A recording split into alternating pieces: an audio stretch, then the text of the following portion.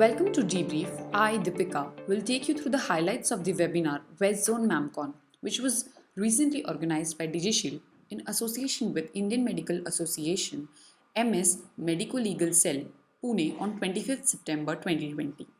With the constant set of new regulations and guidelines sent by the government to the doctors, the medical fraternity seems to have no proper idea of the same and thus leading to undue confusions and constant pressure.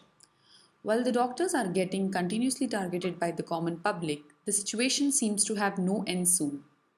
Thus, to enlighten the doctors regarding the safety measures and procedures to be followed and to provide proper knowledge regarding the doctor's right and responsibilities, DigiShield joined hands with the Indian Medical Association MS Medico Legal Cell, Pune, to discuss in detail about the various guidelines and their consequences. The session was kick-started by Dr. T.N. Ravishankar, who is currently holding a position as chairperson in IMA National Medico Legal, started to speak on the topic, Landmark Judgment and its implication on medical practice. He began to share a few judgments which can be used as a guide by the medical fraternity to deal with situations close to them. He listed out a few guidelines which must be taken care of while offering the services to the patients.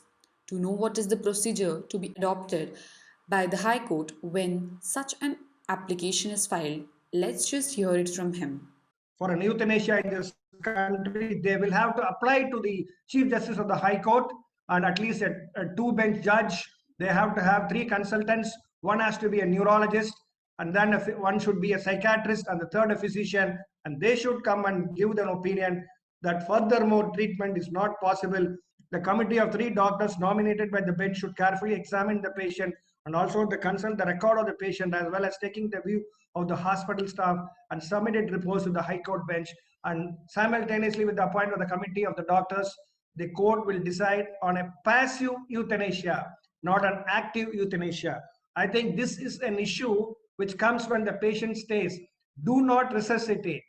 If the patient is alive and says do not resuscitate, there is some value. Even then, when they become unconscious, the will they have given on the life will not stand good.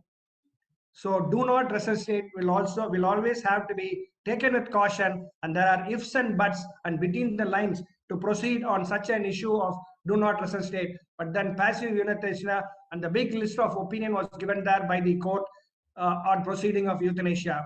Advocate Uday B. Vavikar, who is holding a position as an advocate in Supreme Court of India, started to speak on consent lawyers' perspective. He started to bring attention towards the position of doctors in public eyes as God and how the half-hearted information is leading to the extreme violence of the rights of the doctors. He stated how consent started to play a vital role in the Indian law with the help of a few case studies. Informed consent and its legal importance factors were discussed in detail by him. The consent can be of various types, either implied or express, which was broadly explained by him. He shared the observation in the case of Dr. Janaki S. Kumar and Mrs. Sarafunisa, Delhi High Court. Here's what he shared. In the Janaki Kumar's case, which is again a famous case for consent, versus the Sarafunisa, Delhi High Court has come that consent obtaining during the course of surgery is not accepted. Person giving a consent must be aware of the risk involved. Patient under anesthesia neither could understand the risk involved nor could give the consent. If the above conditions proved, then the complaint is entitled to the compensation. Next is an important case, which says that in the Appellate Court of England, this is England's case, which is a very famous case.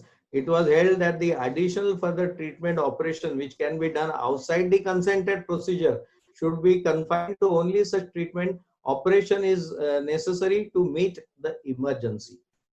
If there is an emergency, then you can do that, but outside the procedure that consented, say altogether different procedure cannot be taken.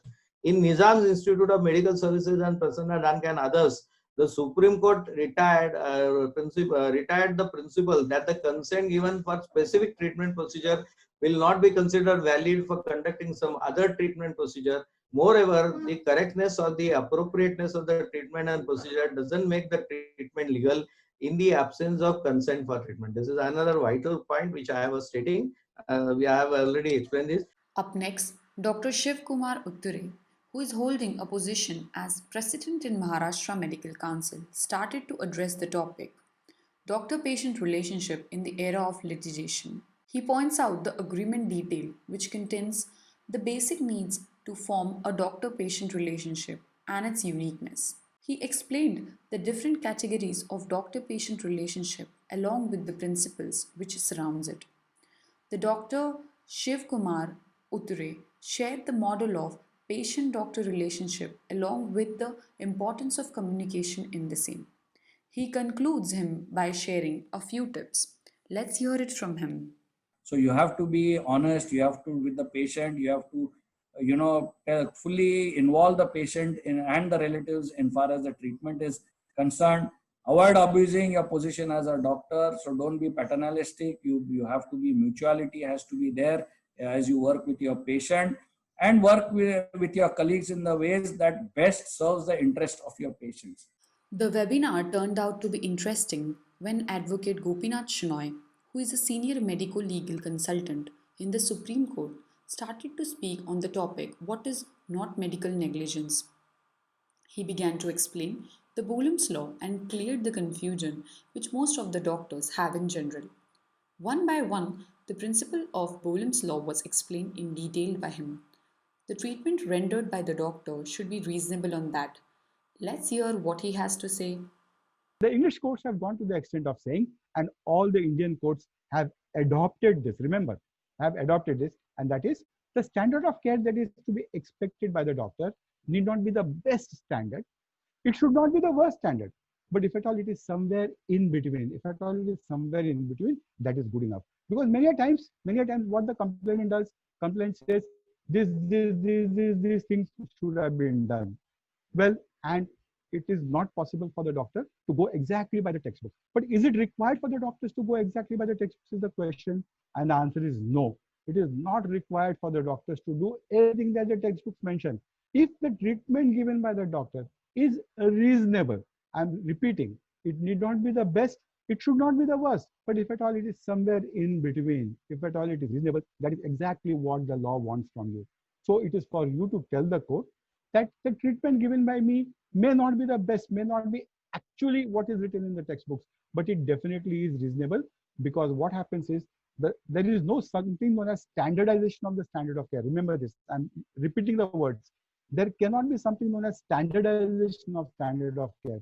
The standard of care varies from place to place. For example, the standard of care that is available on a footpath when a person has a cardiac arrest there is something totally different from the standard of care that is available in an ICU.